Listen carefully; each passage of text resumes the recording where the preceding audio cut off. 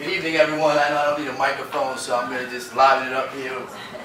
Give these folks a big round of applause. I think that was outstanding, you know what they're doing with those 6 units, because I was going to start the live auction before that, but very happy to be here. My name is Carmelo Garcia. I serve as the City of Newark's Chief Real Estate Officer and the Executive Vice President of the Economic Development Corporation. The City of Newark is the largest city in New Jersey. And of course, we are always in competition with the great New York City. But we always love to believe that New Jersey has more soul sometimes than New York City. However, I got to tell you, I have my CEO here with me, Aisha Glover. So I just want to give her a shout out back there. Yeah. So after I finish my presentation, I need a louder applause since she's here this evening, okay? No, I'm just kidding. But we are excited to be here with you. When we got the invitation from Leslie, who we're grateful, and the U.S. Chamber of Commerce. We work with a lot of delegations out of China where we are continuously entertaining many investors. Why? Because Newark really has the recipe for success when it comes to redevelopment. It has all the right ingredients. When you talk about mass transit, water, it took me 18 minutes to get here from Newark to World Trade Center, which is remarkable. We have $2.5 billion in redevelopment happening right now in the city, 7,000 units in the pipeline, and we always love to believe that, Brooklyn is already saturated and priced out, so naturally, Hoboken and Jersey City have followed the same, and Newark is just the next great big hub when it comes to real estate. So when folks speak about investment, of course, we say real estate, real estate, real estate. It used to be location, location, location. For us, it is all about the real estate. We have a progressive and visionary mayor who is truly about making sure that we accommodate those investors and redevelopers, that we streamline the process, modernize the way that people do business with the city so that you don't waste time or money. And so, as we might have a technical difficulty here, I definitely need my images, but I can do without that.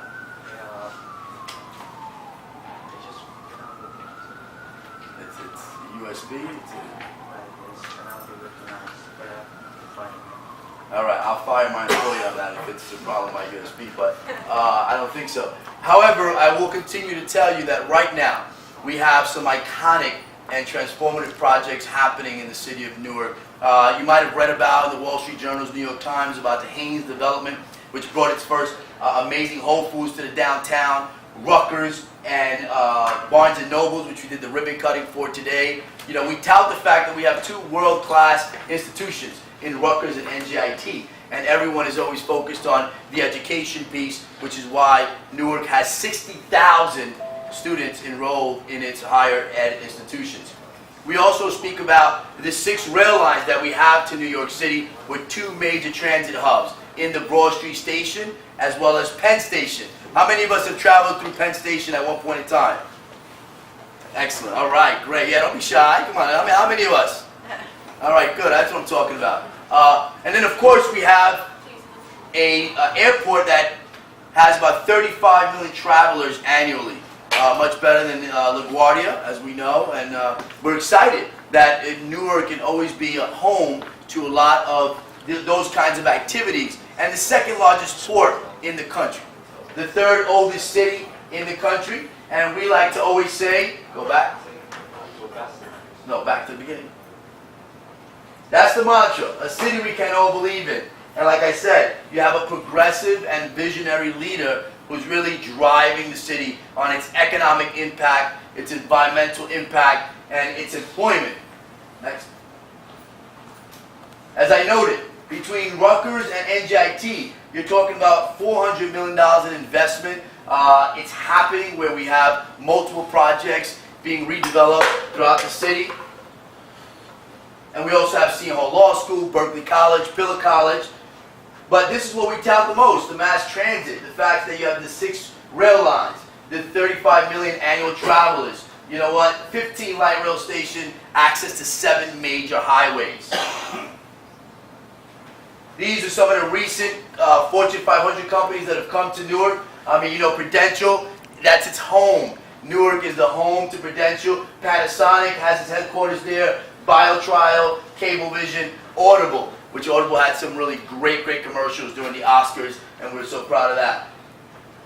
This is the investment, $717 million to date and growing. And we also have IDT, which is another corporate, Fortune 500 company. Next. And these are some of the amazing projects that are already done. Teachers Village, which is a national model project. Haynes & Company. One Theater Square, which is across from NJ Pack, if you've never been to the New Jersey Performing Arts Center. And we also have the Newark Museum, which is the best in the country. And of course, One Riverview Rector, which we proudly call this Shack Tower, because Shaquille O'Neal is a minority partner in that project, and of course he's originally from Newark.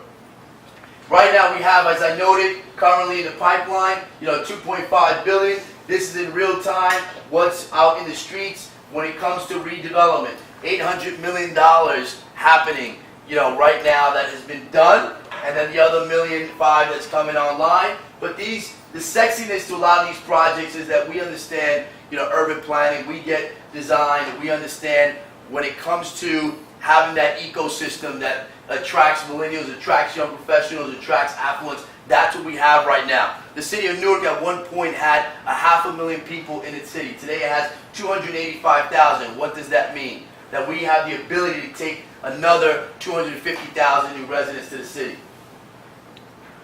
This is one of our world-class signature parks. We hired James Corner, who did the High Line in New York City. He's currently our architect, doing this 17-acre park along the waterfront, which is going to have all of these amazing activities, accoutrements of just creating a healthier lifestyle for residents. This is Mulberry Commons. If you have not gone to the Prudential Arena, anybody visit the Prudential Arena? It's like our very own Madison Square Garden.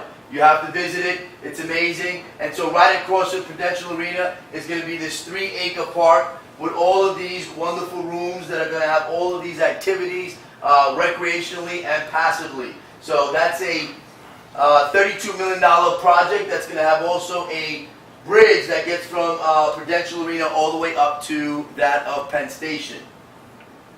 This is one of our also catalytic projects. This is the former Bear Stadium, which was owned by the New York Yankees. It's going to be 2,000 residential units, an iconic 40-story tower. It's going to have a 300,000 square feet warehouse, or not warehouse, but tech facility, along with a Chelsea Piers entertainment base, which would be a part of that ecosystem.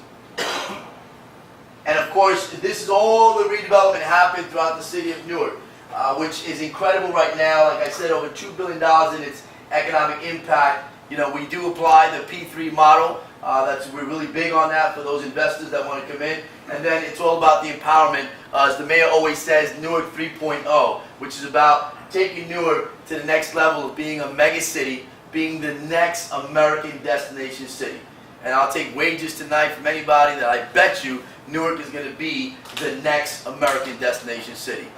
I thank you, and if you have any questions, please feel free to ask. Thank you.